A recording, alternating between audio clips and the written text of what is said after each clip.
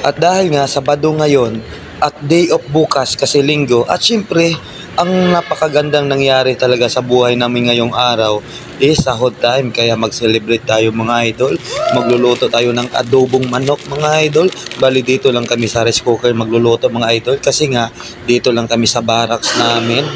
Yung pagluto ko nga pala sa manok mga idol, wala ng arte-arte, direct na yung mga idol. Sa English ba, direct to the point na, pareho lang yan mga idol. Importante maluto na, iwas muna tayo sa mantika kayo mga idol. Kaya direct na lang mga idol. Yan, lagyan lang natin ng sili yan para mawala yung hilab. At siyempre, habang hinihintay natin kumulo, maiga-higa muna tayo ng konti.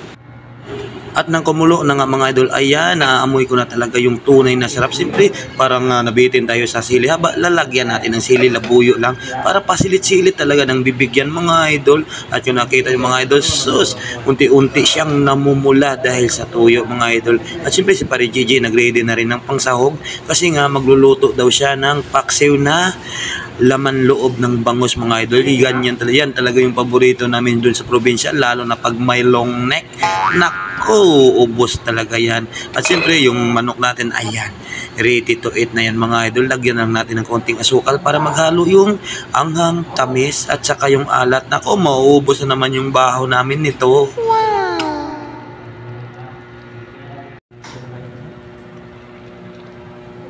Masilaw.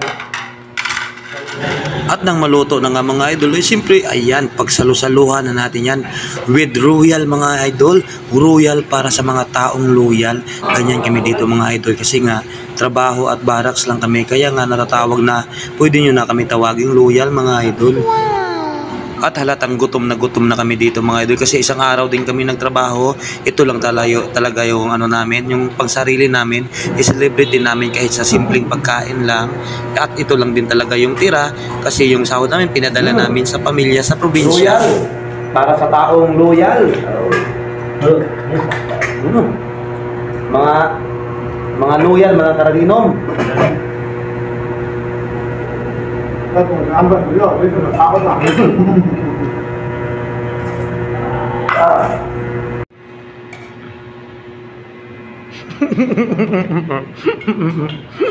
At pagkatapos nga namin kumain mga idol, siyempre may panghimagas pa kami. Mayroon pa kaming cheese curd, uwisi na spicy mga idol.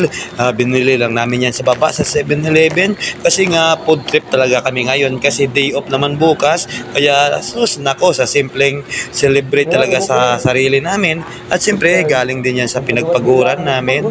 Kaya hanggang dito na lang muna yung video mga idol. Thank you for watching.